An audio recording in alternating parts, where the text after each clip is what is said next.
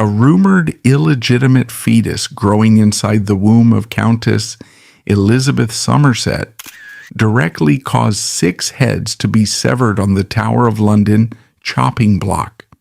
Suspected of being pregnant and interrogated by her brother, this lady-in-waiting sought to survive by testifying that Queen Anne Boleyn was engaged in sexual acts with her own brother, George.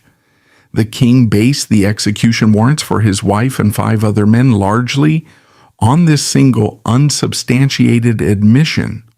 While Countess Somerset remained alive to bear her child, executioners physically hacked off the heads of Queen Anne and her brother. The Tudor regime proved that the mere rumor of a maid's physical indiscretion was all it needed to legally exterminate the highest nobility in England. Elizabeth Browne was born around 1502, beginning her life at the fortified estate of Betchworth Castle in Surrey. Her father, Sir Anthony Browne, provided the family with a solid foundation of political loyalty by serving as the standard-bearer for King Henry VII. In recognition of his military service, he was awarded key administrative roles, including Governor of Calais and Constable of Queenborough Castle. These strategic appointments established the Browne family as trusted allies of the newly established Tudor dynasty. Conversely, her maternal lineage introduced significant political risk into her life. Her mother, Lady Lucy Neville, was the niece of the influential Earl of Warwick, making Elizabeth a direct descendant of the Plantagenet King Edward III. Because the Tudor dynasty had recently seized power through military force, their claim to the throne remained insecure. Consequently, state officials monitored anyone with Plantagenet blood, viewing them as potential biological threats to the reigning monarch. Historians note Elizabeth grew up aware of the inherent dangers associated with her royal ancestry. This environment was further complicated by her older half-brother, Sir Anthony Browne, a conservative courtier who quickly gained the trust of King Henry VIII. He was known for prioritizing strict political obedience, upholding family honor, and possessing a volatile temper. Ultimately, historical records indicate he would become the individual who exposed Elizabeth's guarded actions directly to the Tudor court. Despite the political tensions surrounding her family's heritage, Elizabeth successfully navigated the complex social environment of her youth. She managed to avoid the direct suspicion that frequently targeted individuals connected to the former royal bloodline. In the late 1520s, she solidified her social standing through a strategic marriage that placed her firmly within the ranks of the English aristocracy. This alliance provided her with essential political protection and stability during a volatile era. She became the second wife of Henry Somerset, the second Earl of Worcester. She stepped into this role after his first wife passed away without leaving a male heir, placing dynastic pressure upon Elizabeth to provide sons. The Somerset family was not minor nobility. They were themselves descendants of the Beaufort line, which was a legitimized branch of the royal family. This calculated union elevated Elizabeth to the status of a great lady of the realm. Her new husband, the Earl of Worcester, operated as an influential regional power player. He did not simply attend court in London. He actively controlled vast territories. He commanded lucrative annual incomes and managed fortified ancient stone castles along the turbulent Welsh borders. His holdings included the formidable strongholds of Chepstow and Raglan.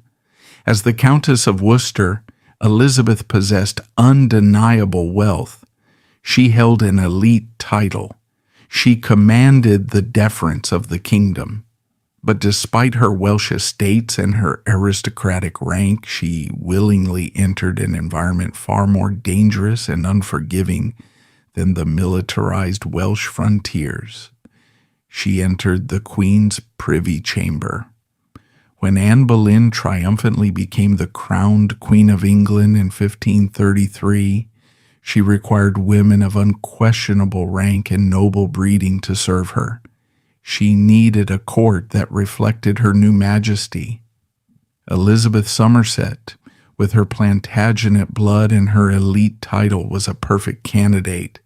She was formally selected to serve as a senior lady-in-waiting. Crucially, she was not just assigned to the outer reception rooms. She was placed directly within the Queen's privy chamber. Defining the privy chamber within the structured world of the 16th century reveals its true nature. It was not a public reception room. It was not a casual gathering space for courtiers to mingle.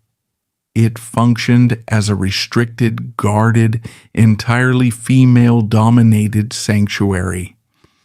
Men, even senior government ministers and foreign ambassadors, were largely barred from entering these specific rooms without explicit, rare permission.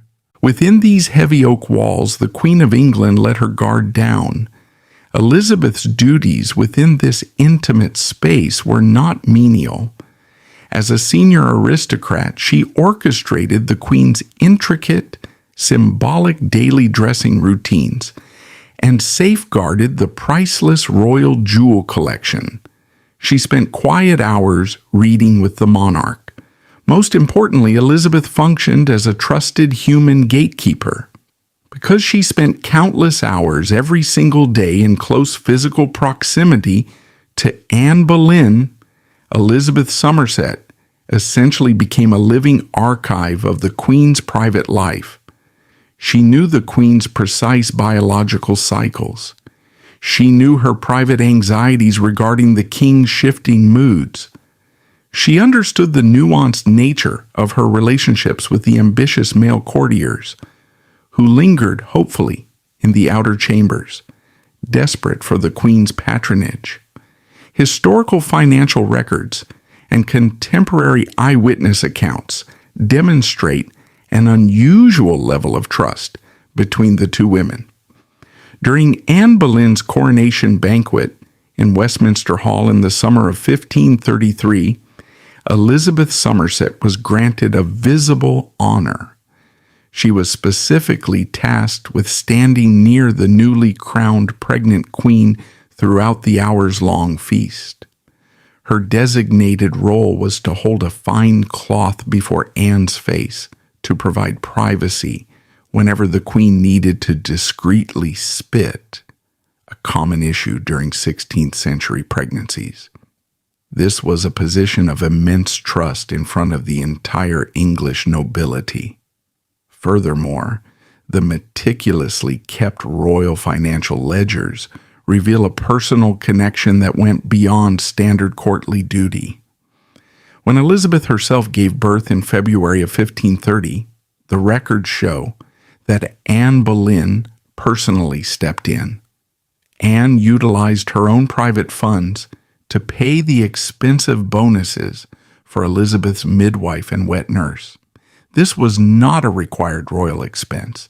It was a personal gesture of enduring friendship rather than cold royal patronage. The most glaring evidence of their complex financial entanglement appeared a few years later, in the early spring of 1536. On April the 8th, 1536, a date mere weeks before the Boleyn faction was annihilated by the Tudor state, Elizabeth Somerset made a dangerous, secret move. She secretly borrowed exactly £100 directly from Anne Boleyn's private funds. Placing this transaction into the economic reality of the 1530s reveals its sheer scale. £100 represented a staggering sum of hard cash, easily enough to purchase a small, comfortable country estate outright. Crucially, Elizabeth borrowed this massive sum of money without informing her own husband, the wealthy Earl of Worcester. We do not know exactly what she needed the money for, but whatever severe financial or personal crisis Elizabeth was facing in the shadows of the court, the dynamic is clear. She trusted the Queen of England enough to ask for a secret bailout, and Anne Boleyn trusted her senior lady-in-waiting enough to hand the money over without demanding immediate public repayment. The Countess of Worcester had secured her position at the heart of the Tudor regime. She was protected by her elite marriage, her royal blood, and the financial trust of the Queen. It appeared to be an impenetrable fortress of aristocratic privilege, but the greatest threats in the Tudor court rarely came from invading armies. They came from within. And Elizabeth Somerset was about to discover that the political machinery could shatter her world in an instant. The physical and architectural reality of the Tudor royal palaces in the early spring of 1536 offered no sanctuary. While contemporary views often associate royal life with sprawling privacy, the daily reality of the Tudor court proved the exact opposite. The Tudor court operated as a dense, claustrophobic ecosystem. It was a world fundamentally devoid of solitude. An aristocratic woman serving in the Queen's privy chamber never slept alone. She dressed in the presence of others. She ate her meals surrounded by watchful eyes. The royal household operated on the constant, observant labor of hundreds of invisible servants. It was a breathing organism where secrets served as the ultimate currency. It is within this monitored environment that rumors began to circulate regarding Elizabeth Somerset, the Countess of Worcester. Sometime around March or April of 1536, dangerous whispers took hold. The timeline of the Earl of Worcester's physical absence from the royal court fueled dangerous speculation. He had spent an extended period hundreds of miles away, managing his sprawling estates along the Welsh borders. For centuries, a prominent historical theory, heavily influenced by contemporary diplomatic poetry, has suggested that the Countess was carrying an illicit child during this exact window. While the Somerset family officially recognized her daughter Anne as legitimate, the persistent court rumors of an illicit affair provided a powerful catalyst for the events that followed. The panic consuming Elizabeth stemmed directly from the brutal patriarchal laws governing noble women in the 16th century. For a great lady of the realm, discovering an illegitimate pregnancy represented far more than a personal moral failing. It was a catastrophic social and financial disaster. It was a direct violation of her powerful husband's property and his bloodline. If the Earl of Worcester discovered the truth of a bastard child, Elizabeth would be ruined. She faced a brutal public divorce. She faced the legal stripping of her wealth, her lands, and her elite titles. She faced permanent social exile from the glittering world she had cultivated, and she faced the disgrace of the proud Neville and Brown bloodlines. Elizabeth was trapped. She could not simply slip away to the countryside unnoticed. In the claustrophobic world of the court, it was physically impossible to hide structural bodily changes for long. The royal palaces were filled with trained, observant women. The royal tailors and the Queen's own gentlewomen would have quickly noticed necessary physical alterations to the stiff, structured bodices of expensive velvet gowns. The whispers began. They started as quiet murmurs circulating through the busy back channels, the kitchens, and the laundry rooms of the palace.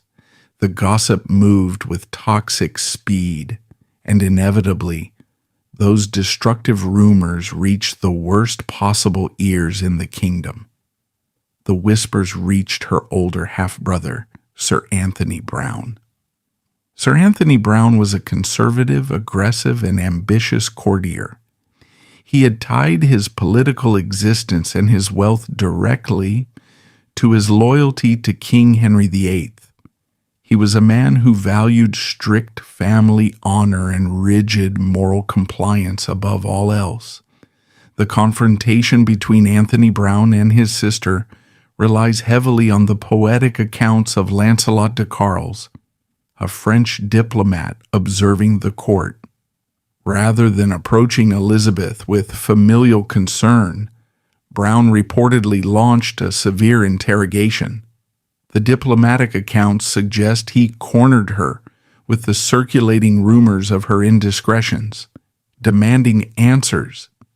The immense pressure of a conservative brother, fiercely protective of the family's political standing, forced the Countess into a defensive position. She needed a shield, and she found it by redirecting his scrutiny toward the highest echelon of the court. Pushed into a dark corner facing the collapse of her world, Elizabeth employed a desperate survival tactic. She resorted to deflection. She realized she needed to immediately redirect her furious brother's attention. She needed to hand him a scandal so massive and politically explosive that he would forget about her own rumored indiscretions. She needed a political shield to hide behind. She directed her defensive strategy toward the most powerful woman in the country. She targeted the very monarch who had recently provided her with a secret financial bailout. She targeted Queen Anne Boleyn. Elizabeth lashed out. She argued to her brother that her own moral failings were nothing compared to the corruption occurring at the center of the Queen's privy chamber. To make this dangerous accusation stick, it had to sound credible. She had to convince a man who lived outside the female-dominated world of the Queen's apartments.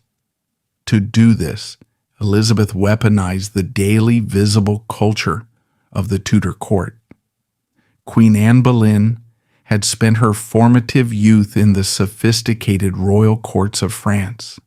She had deliberately brought the continental culture of courtly love back to the English court. This was a stylized, public, and aristocratic game.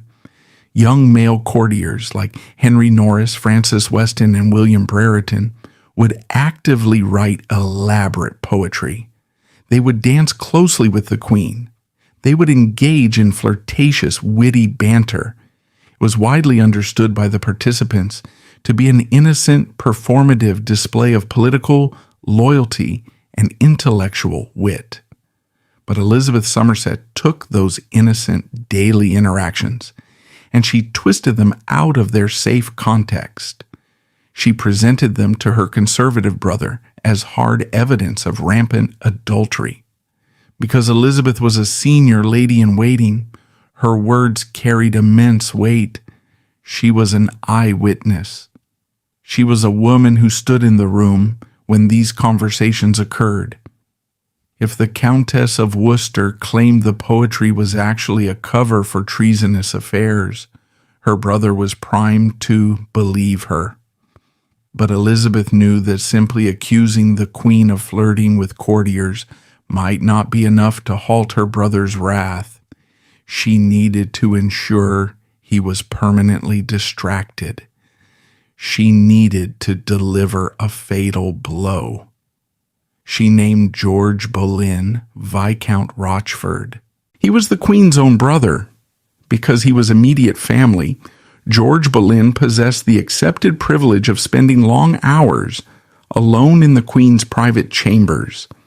They were known to be close, frequently reading complex French poetry and actively discussing progressive theology behind closed doors. Elizabeth Somerset took this legitimate sibling proximity and she maliciously molded it into a horrifying accusation. She explicitly accused the Queen of England of committing incest with her own brother. In the Orthodox theology of the 16th century, incest was considered an abomination before the eyes of God. It was a crime against the fundamental laws of nature. It was an accusation specifically designed to induce paralyzing shock and moral disgust in her conservative Catholic brother. The deflection worked perfectly. Rigorous modern historians point to a revealing letter written shortly after these events. The letter was written by John Hussey, a political agent working for Lord Lisle. In this sensitive dispatch, Hussey bluntly identifies the Countess of Worcester. He explicitly names Elizabeth Somerset as the first accuser and the foundational ground of the entire Boleyn downfall. Her panicked deflection to hide a rumored truth had become the foundation of the state's case against an anointed monarch. When Sir Anthony Browne heard these accusations regarding the Queen's behavior, the dynamic of the conversation shifted. It was no longer a shameful private family scandal regarding a pregnant sister. It was instantly transformed into a matter of high treason against the Tudor crown. Under Tudor law, possessing knowledge regarding the Queen's chastity and failing to report it to the authorities was a severe crime. It was known as misprision of treason. The mandatory punishment was life imprisonment and the loss of all ancestral property. Anthony Browne was a loyalist. He could not keep this quiet, even if he wanted to protect his sister. He turned his back on Elizabeth. He walked out of her private rooms, leaving her alone with her secret. He carried this explosive information directly into the pragmatic political office of the king's chief minister. The desperate lie had worked. By screaming the names of the Queen and her brother, Elizabeth had successfully deflected her family's wrath away from her own crisis. She had built a temporary shield, but she had underestimated the ruthless political machinery operating just outside her chamber doors. Her panicked words were no longer a private family scandal. They had been handed to the most calculating man in England, and he was about to weaponize her terror. The heavy oak-paneled office of the king's chief minister, in the late days of April 1536, stood in stark contrast to the rest of the palace. It remained a room entirely devoid of the glittering emotional theatricality found within the Queen's privy chamber. This was the mechanical center of the Tudor state. It was a room overflowing with intelligence dispatches, financial ledgers, and drafted legal statutes. When Sir Anthony Browne rushed into this specific room, carrying the frantic accusations of his sister, he was not handing over a simple piece of court gossip. He was handing an unstable political weapon directly to Thomas Cromwell. Analyzing the mind of the chief minister reveals how these frantic accusations transformed into a state-sponsored purge. Thomas Cromwell was a brilliant, ruthless pragmatist. He had clawed his way up from the bottom of English society to become the second most powerful human being in the kingdom. He survived by reading the shifting political winds with microscopic precision. And in the spring of 1536, the political winds were howling directly against Queen Anne Boleyn. Cromwell and the Queen had once been formidable political allies. They had worked together to engineer the world-altering break with the Catholic Church in Rome. But by early 1536, their alliance had permanently fractured. They were engaged in an escalating dispute over the vast wealth currently being stripped from the newly dissolved monasteries. Queen Anne, driven by her evangelical faith, demanded that these funds be redirected toward the creation of new universities and charitable relief for the poor. Thomas Cromwell, acting as the enforcer for the king, demanded that the wealth be poured directly into the royal treasury to fund the state. Furthermore, they clashed on international foreign policy. Cromwell wanted to forge a strategic alliance with the Holy Roman Empire to protect England from invasion. Anne Boleyn, fiercely loyal to her French upbringing, opposed this move. The Queen of England had become a dangerous political obstacle to the chief minister. More importantly, Cromwell possessed an acute understanding of his sovereign's psychology. King Henry VIII was an aging monarch who had recently suffered a near-fatal jousting accident in January. The king was aware of his own mortality. He was devastated and angry over Anne's recent miscarriage of what appeared to be a male child. King Henry VIII was making it clear to his inner circle that he wished to be rid of Anne Boleyn. He wanted a legally unassailable path to marry the demure, conservative Jane Seymour. But the king could not simply execute a crowned queen without international backlash. He needed a legally perfect, undeniably horrific justification. This is the exact moment where the timeline of Elizabeth Somerset intersects with the machinery of Tudor statecraft. Elizabeth's unsubstantiated accusations of incest and adultery provided Thomas Cromwell with the raw legal material he required. She had handed him the spark. Cromwell set to work building the pyre. Cromwell utilized the newly minted Treason Act of 1534 to upgrade the charges. Prior to this era, treason was generally defined by acts of war against the crown. But Cromwell had legally expanded the definition. He argued, and the intimidated courts accepted, that committing physical adultery with the Queen of England was an act that polluted the royal bloodline. It placed the entire royal succession in jeopardy. Therefore, in the cold logic of the Tudor legal system, intimate affairs with the Queen were legally equivalent to plotting the king's assassination. However, Thomas Cromwell faced a complex legal problem. Elizabeth Somerset's verbal accusations were excellent for initiating a state investigation, but they were terrible for a scrutinized show trial. Cromwell was a seasoned lawyer. He knew perfectly well that if he placed the Countess of Worcester on the witness stand in open court to testify against the Queen, the defense would destroy her. Anne Boleyn and her highly educated brother George would immediately cross-examine the star witness.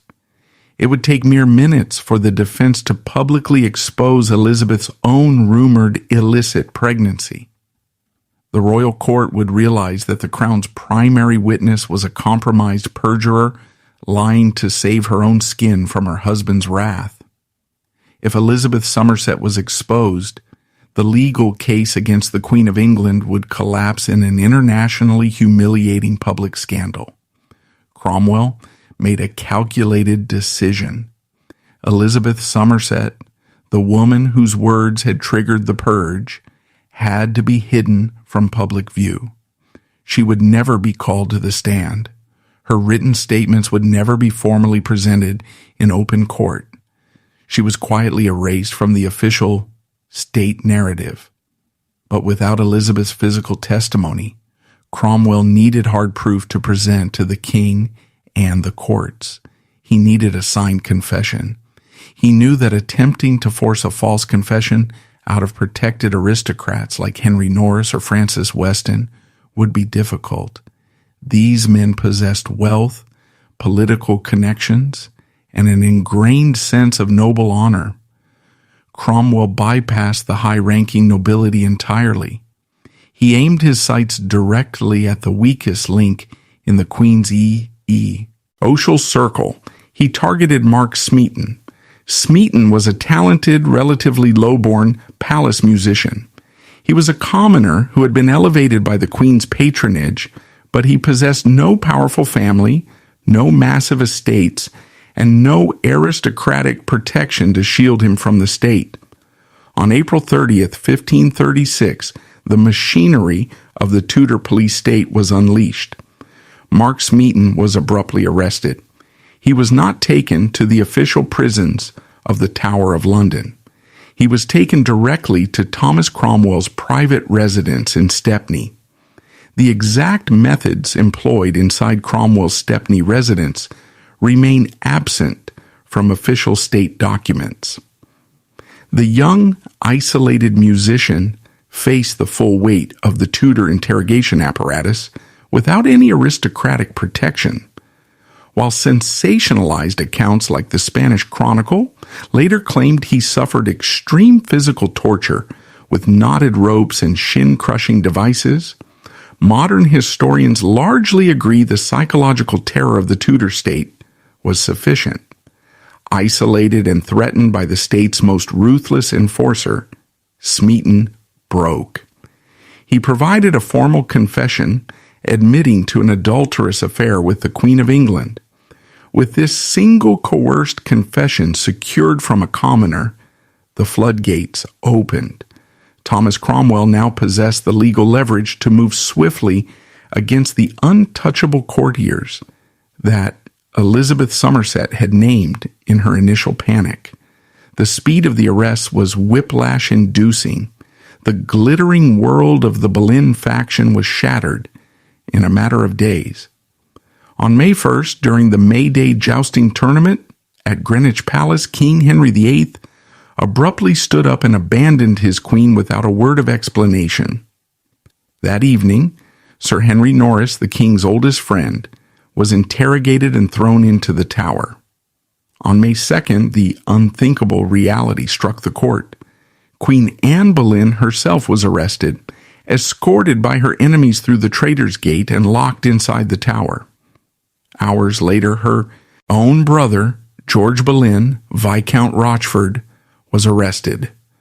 Over the next 2 days, the remaining men named in Elizabeth's deflection, including Sir Francis Weston and William Brereton, were stripped of their titles and locked in the freezing cells.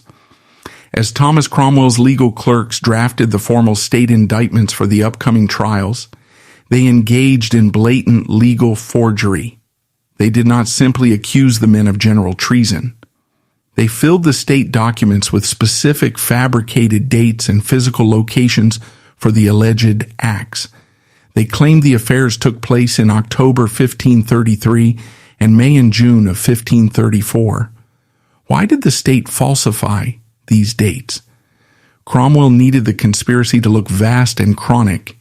He needed to prove to the public that the Queen was irredeemably depraved. However, rigorous modern historians have cross-referenced these specific dates with the meticulously kept royal household ledgers. The research proves definitively that on several of the exact days the Queen was supposedly committing rampant adultery in the palaces of Whitehall or Hampton Court, she was actually visibly pregnant.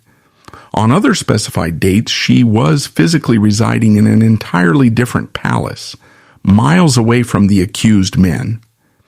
The physical truth did not matter to the Tudor state. The chronological impossibilities were ignored. The political narrative had been firmly set in stone. The outcome of the trials was predetermined before a single judge ever entered the courtroom. Elizabeth Somerset sat in the shadows of the court, her own crisis a guarded secret, watching the machinery she had activated consume the people she had served for years. The stage was set for the most dramatic show trials in English history. Thomas Cromwell had engineered a lightning-fast purge. The Queen and her courtiers were locked in the Tower, trapped by forged dates and a single confession. The state had built a legal fiction, hiding the Countess from the public eye, but to finalize the solution, The Tudor regime required the stamp of aristocratic approval. They needed a jury of peers, and they were about to force Elizabeth's own husband to play a compromised role in the slaughter. A heavy oppressive tension blanketed the city of London by the middle of May 1536. The efficient machinery of Tudor state justice was moving with an unstoppable velocity that left the European continent in a state of shock. In the span of a single fortnight, the political landscape of England had been terraformed. The seemingly untouchable circle of the Boleyn faction had been annihilated. The men were locked in the dungeons, and the Queen of England was a prisoner in her own royal apartments within the walls of the Tower of London. But Thomas Cromwell still faced his greatest scrutinized legal challenge. He had to publicly convict an anointed queen of high treason. To accomplish this unprecedented legal feat, the Tudor state abandoned the standard courts of law. They constructed a massive, intimidating show trial. On May 15, 1536, the Great Hall of the Tower of London was physically transformed. A towering wooden platform was hastily erected inside the ancient stone room. This platform was designed to seat a vetted jury of 26 peers of the realm. These were the highest-ranking, most powerful noblemen in the English kingdom. They were men possessing vast ancestral wealth, private armies, and conflicting political loyalties. They were summoned to this room for one purpose. They were there to sit in judgment over the morals, the chastity, and the very life of Queen Anne Boleyn. As the 26 lords took their seats on the heavy wooden benches, the historical record presents us with a chilling paradox. It is a paradox that exposes the transactional reality of Tudor politics. Sitting directly on that jury bench, solemnly entrusted with judging the purity of the Queen of England, was Henry Somerset. He was the second Earl of Worcester. He was the very husband Elizabeth Somerset had so dangerously betrayed with her fabricated rumors. The psychological and political position of the Earl of Worcester on the morning of May 15th demands scrutiny. He was an intimidating regional power player, commanding the Welsh borders, a man obsessed with his ancient lineage and family honor. Yet, as he sat in the great hall of the Tower, preparing to judge Queen Anne Boleyn, his own wife was the primary source of the graphic rumors that built the foundation of the state's case. The Earl of Worcester's presence on that specific jury has led many modern historians to theorize about an unspoken political compromise. The Tudor regime required a united front from the nobility to validate the execution of a crowned queen. They needed the compliance of powerful regional figures like Worcester to legitimize the proceedings. By taking his seat, publicly condemning the Queen, and supporting King Henry VIII's fabricated narrative, Worcester demonstrated his unquestioning political loyalty. In return, the state ensured that the destructive rumors surrounding his wife's conduct remained suppressed. This mutual alignment of interests allowed the crown to secure its conviction, while the Worcester family maintained its pristine reputation. As the theatrical trial commenced, Queen Anne Boleyn was led into the Great Hall under armed guard. Surviving eyewitness accounts written by shocked foreign ambassadors and attentive court observers universally agree that the Queen behaved with immense dignity. She did not weep. She did not beg for mercy. She faced the 26 lords with a brilliant, educated, and defiant intellect. As the Crown prosecutors read the fabricated charges of rampant adultery and incest aloud to the crowd, a glaring legal absence became apparent. The Tudor state presented no physical evidence. They presented no intercepted letters. They presented no credible independent eyewitnesses who had actually seen the Queen engage in treasonous CTS. Most importantly, the state's supposed star witness was entirely absent. Elizabeth Somerset, the Countess of Worcester, the senior lady-in-waiting who had allegedly witnessed this conspiracy firsthand, was nowhere to be seen. Thomas Cromwell kept her hidden from public view. He knew with certainty that if Elizabeth Somerset was placed on the witness stand, Anne Boleyn's aggressive defense would cross-examine her. The Queen would effortlessly expose the Countess's own surrounding rumors, destroying the credibility of the Crown's primary accuser and collapsing the show trial. Instead, the prosecution relied entirely on manipulated hearsay, coerced court gossip, and the single confession of the broken musician, Mark Smeaton. Queen Anne Boleyn systematically dismantled every single charge leveled against her. She argued her case so fiercely and with such undeniable logic that several foreign ambassadors secretly wrote to their monarchs, expressing a genuine belief that she might be acquitted. But the 26 lords of the jury, including the compromised Earl of Worcester, were not there to discover the objective truth. They were there to execute a political mandate. When the prosecution rested, the peers briefly retired. They returned to the great hall with unnatural speed. One by one, the highest noblemen of England were forced to stand, look directly at the anointed queen, and deliver their verdict. When it was his turn, Henry Somerset, the Earl of Worcester, stood up. He looked at the woman who had privately funded his wife's midwives just a few years prior. He looked at the woman his wife had betrayed to save her own skin, and he firmly declared the word, guilty. The guilty verdict was unanimous. Thomas Howard, the Duke of Norfolk, acting as the Lord High Steward, and the Queen's own uncle, stood to deliver the mandatory sentence.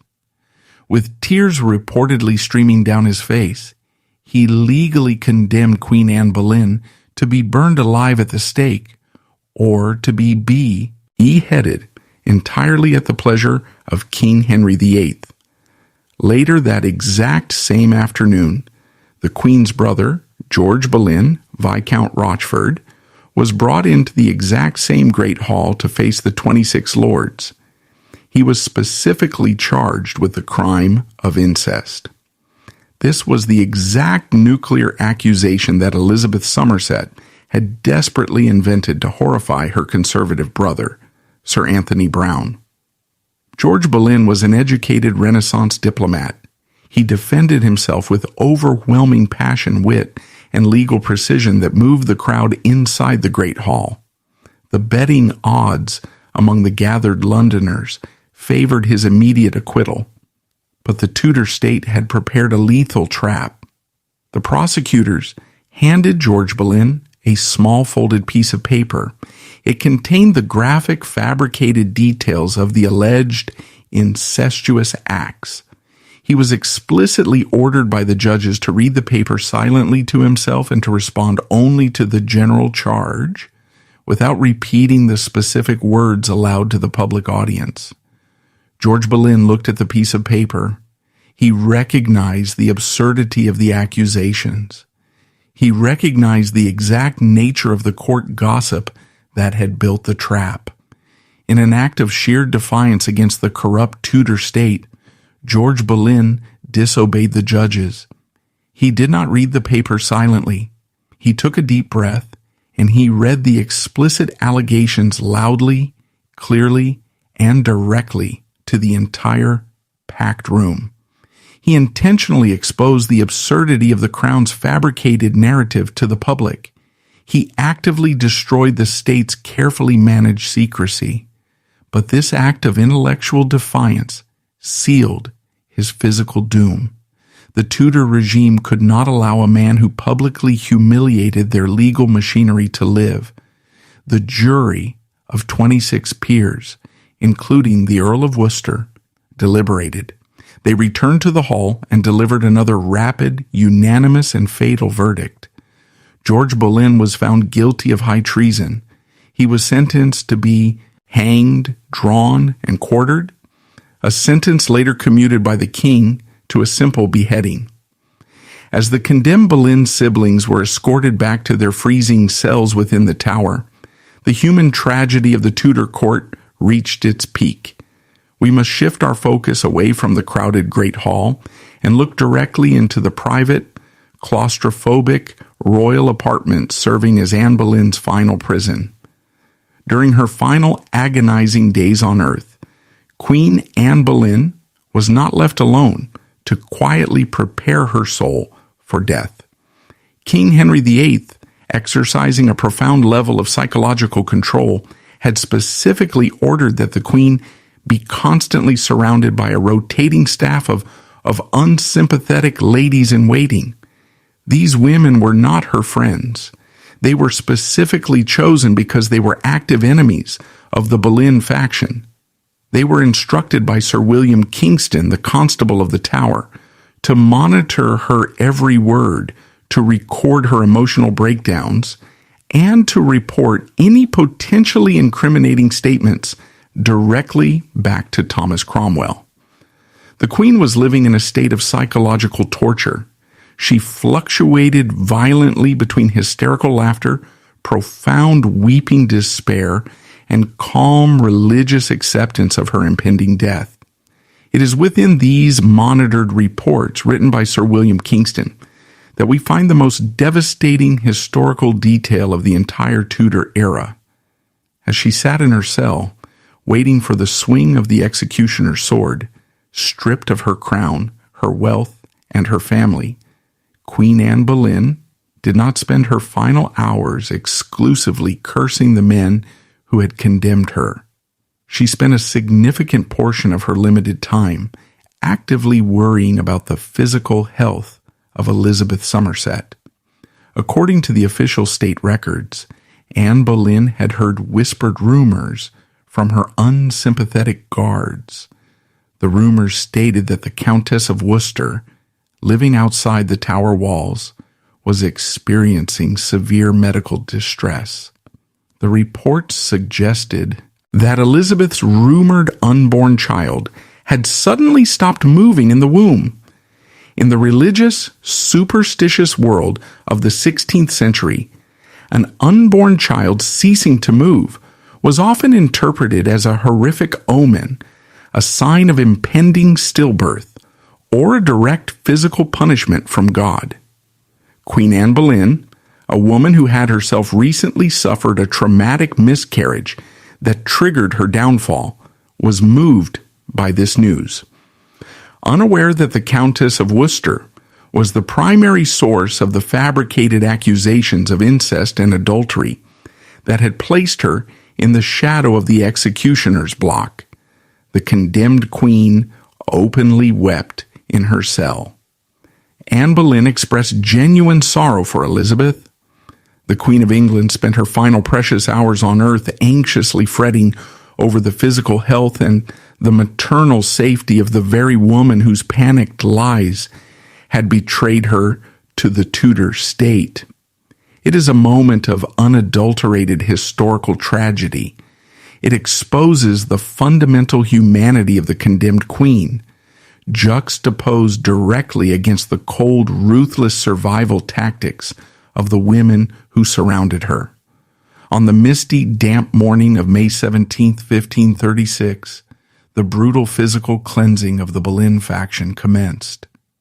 George Boleyn, Henry Norris, Francis Weston, William Brereton, and the broken musician Mark Smeaton were led out of their dark cells. They were escorted by the yeomen of the guard to the towering wooden execution scaffold erected on Tower Hill.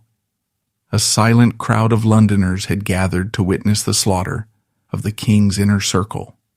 One by one, the men adhered to the terrifying Tudor protocol. They gave their final guarded speeches, carefully avoiding any direct accusation of tyranny against the king to protect their surviving families from further financial ruin. One by one, they knelt in the blood-soaked straw.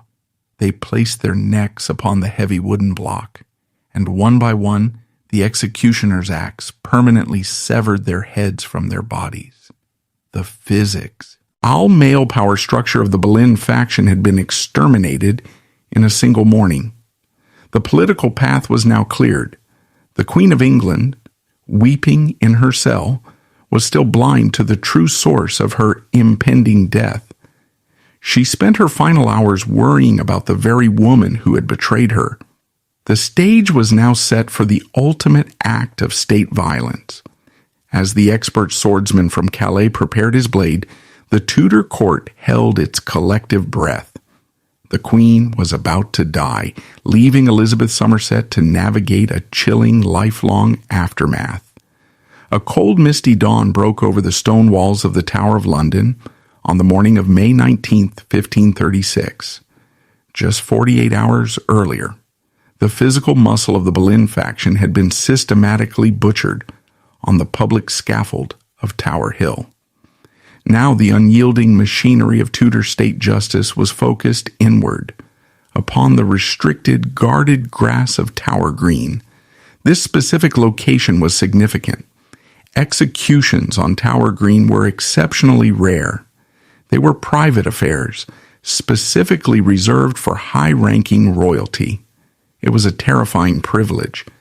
King Henry VIII did not want an uncontrollable public mob witnessing the death of his anointed wife.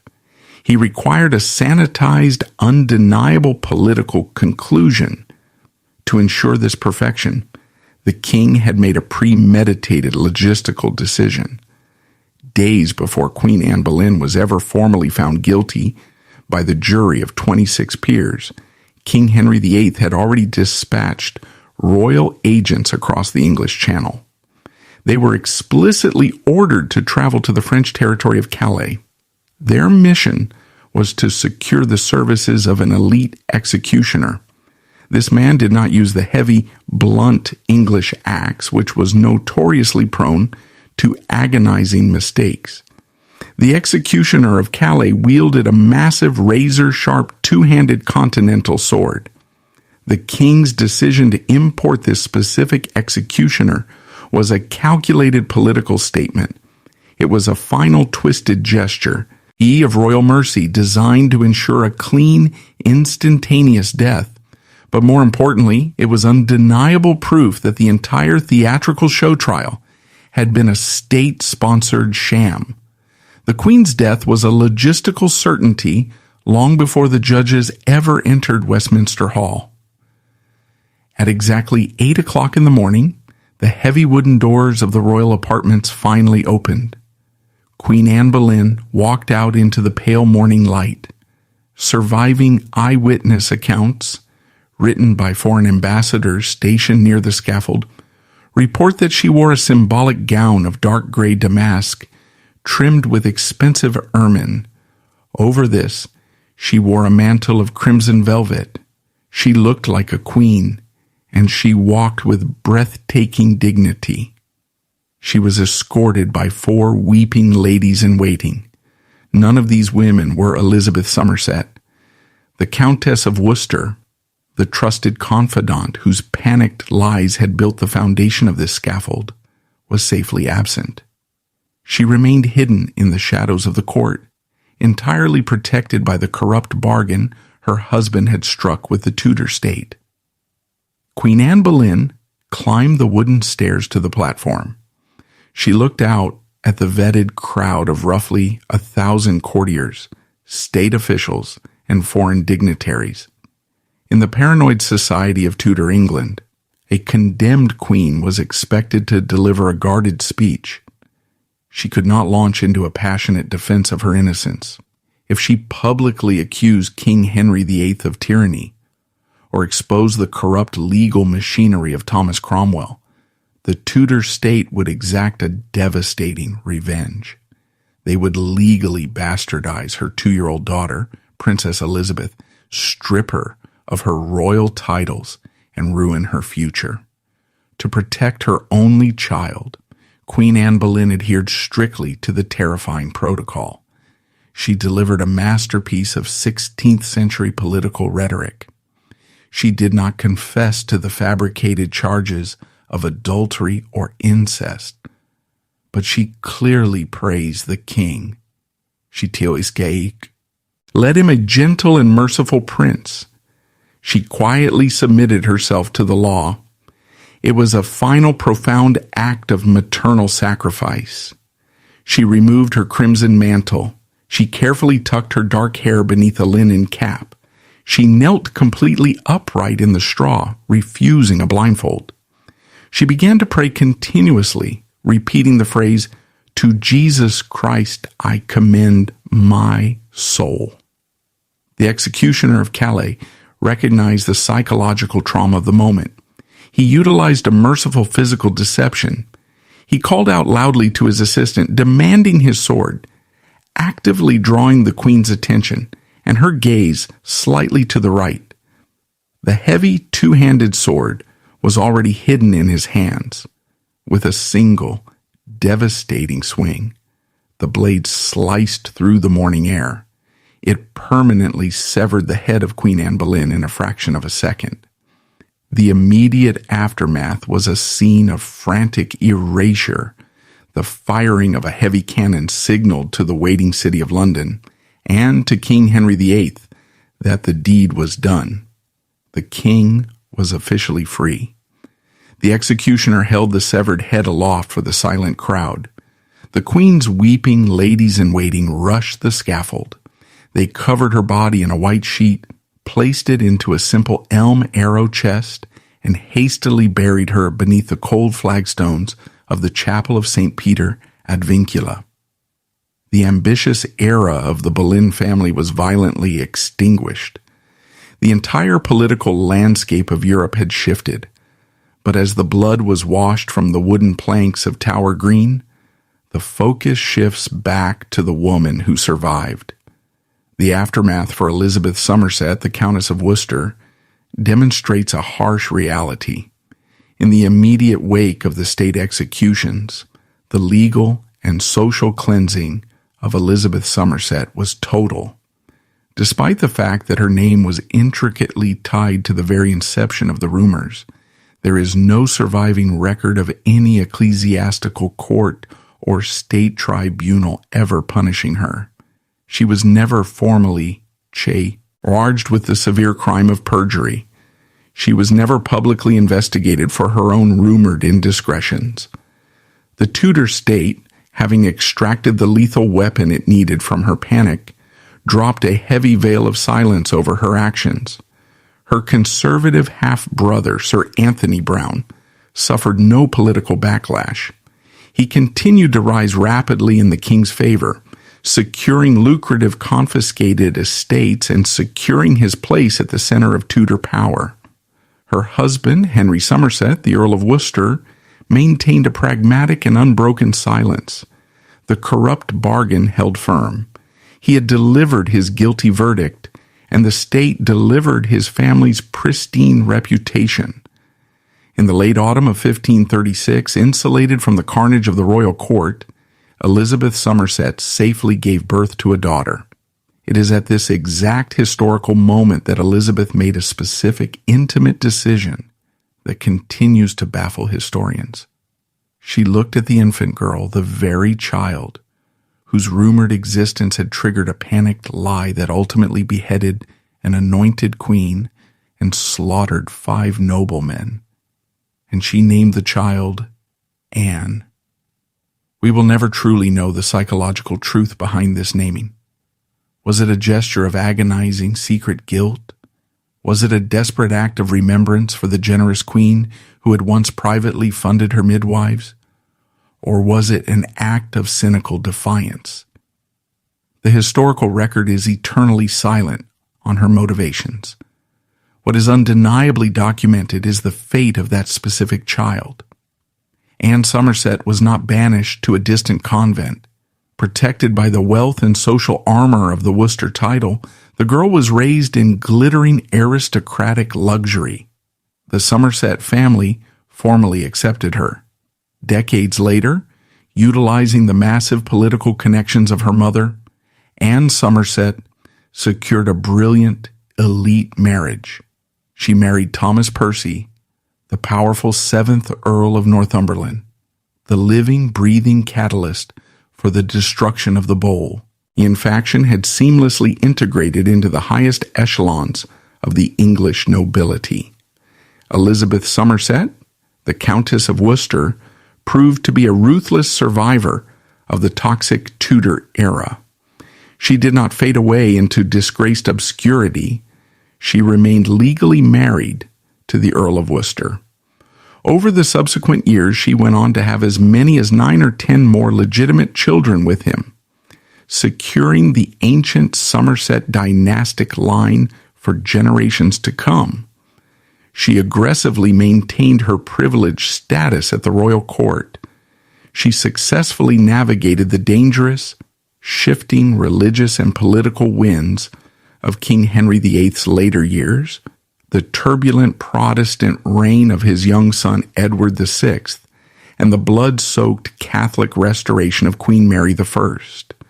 She outlived almost everyone who had stood in the Great Hall of the Tower in 1536. The final historical paradox materialized 23 years after the executioner's sword fell on Tower Green.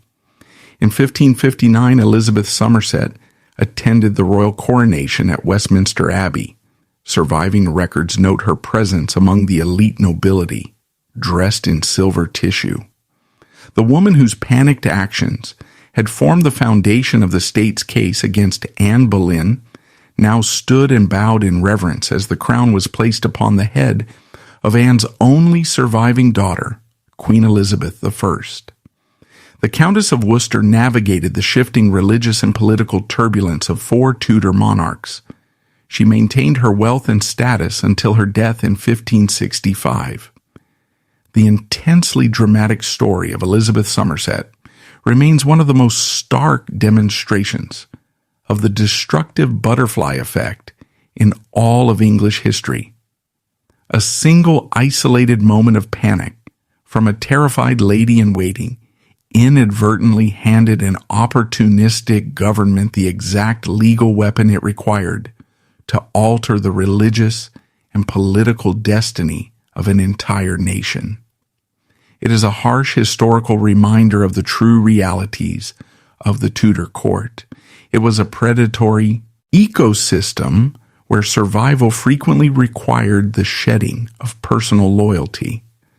It was a world where objective truth was entirely malleable to the immediate political needs of the state, and it proves with devastating clarity that history is rarely shaped entirely by grand political theories or noble ideals.